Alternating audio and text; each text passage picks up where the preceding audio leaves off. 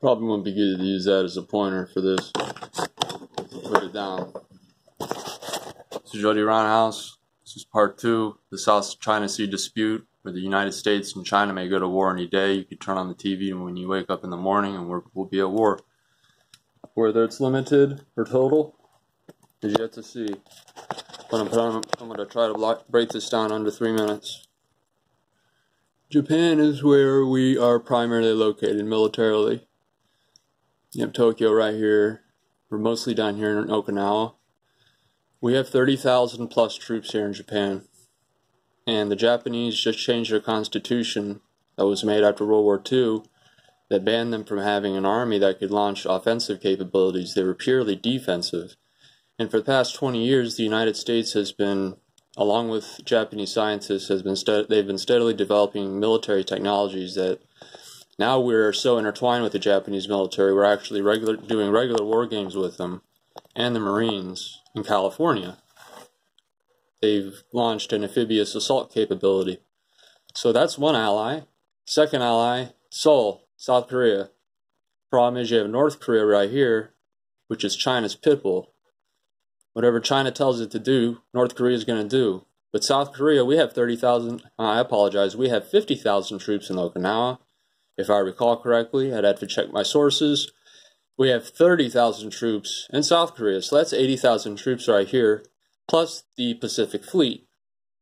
And recently we had 3 aircraft carrier strike groups right here meandering off North Korea's coast, and that's when that whole summit thing with Kim Jong-un and Trump took place, because they got scared.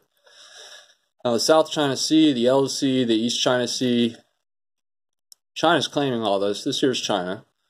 You haven't already figured that out. So they're claiming all this.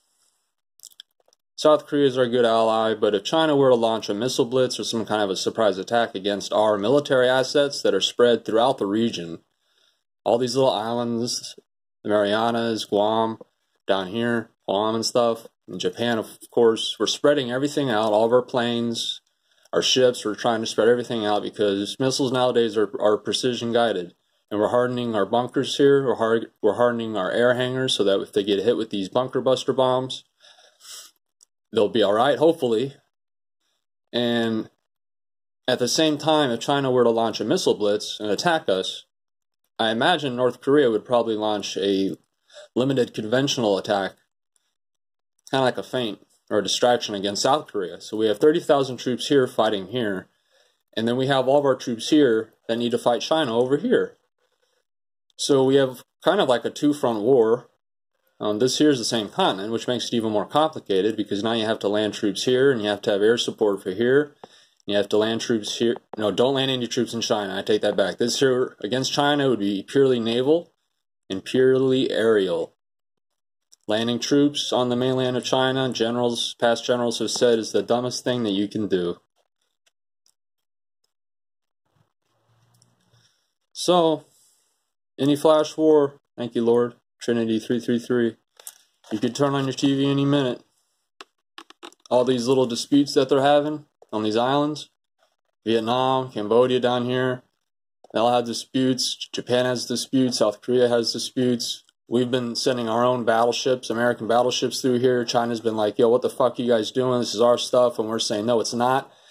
Your stuff ends here, 12 nautical miles off your coast. The rest is international waters, through which 1/3 of the world's trade, over $1 trillion, I believe it's over $3 trillion every year goes through.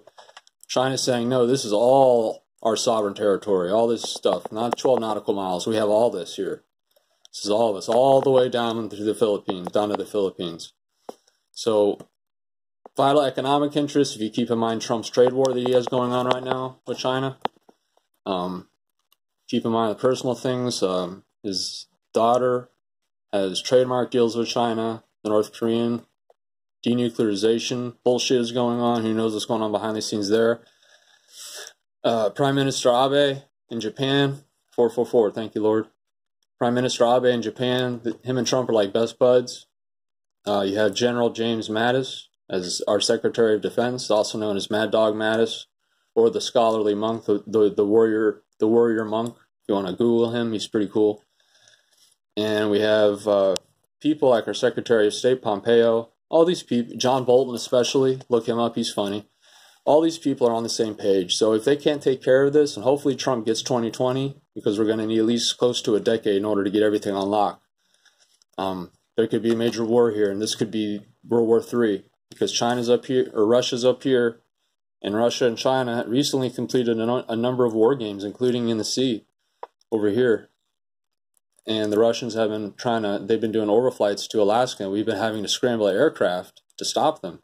You can also Google that and see video of it from the cockpits of these planes. Mongolia also took place in the war games.